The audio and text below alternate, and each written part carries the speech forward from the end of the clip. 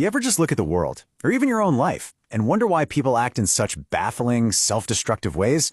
Why entire groups of smart people make absolutely disastrous decisions? Well, the answer, believe it or not, can be found in a 2,400-year-old tragedy that brought one of history's greatest civilizations to its knees. Okay, let's get into it. So, check out this quote. It's from Pericles, the brilliant leader of ancient Athens, right at the peak of its power. And what's so wild is that his greatest fear, that the Athenians would defeat themselves, is exactly what happened. This isn't just some boring history lesson, it's a perfect case study in human nature. But before we can understand the fall, you've got to appreciate the peak. We're talking about the Athens of Pericles, a true golden age of philosophy, art, and democracy. And Pericles himself, he was a totally new breed of leader, way more of a philosopher than a politician. I mean, just look at the difference here. While all his rivals were super emotional, dramatic, and just chasing short-term glory for their own little groups, Pericles was calm, logical, and strategic. He wasn't playing to the cheap seats. He was playing the long game, and it worked. He united a majority of citizens for decades. And his method was just smart, right? He didn't go for reckless expansion. He fought clever wars with as few casualties as possible. And he used the city's extra cash to build timeless wonders like the Parthenon. He was basically trying to create a city that ran on reason and wisdom, not just gut feelings. And for a while, it worked beautifully.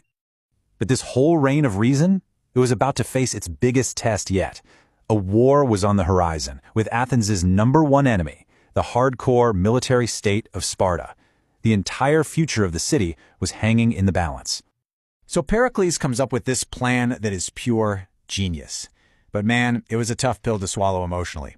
He told the Athenians, "Let the Spartans burn our fields. We will not fight them on their terms. We're going to stay behind our walls, use our amazing navy to control the sea, and just wait them out." This required an incredible amount of discipline and a total clampdown on that urge for immediate revenge. And then disaster. Just 1 year into the war, a horrifying plague rips through the crowded city. It kills a third of the population, and one of its victims was Pericles himself. With his death, the calm, rational voice of Athens was just gone. All that was left was a city that was traumatized, furious, and totally rudderless. And this is the million-dollar question, isn't it? When that anchor of rationality is cut loose, what rushes in to fill the space? Well, for Athens, the answer came in a toxic wave of pure emotion.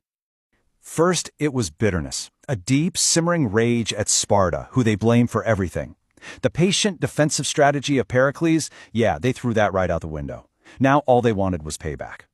And that bitterness quickly soured into greed.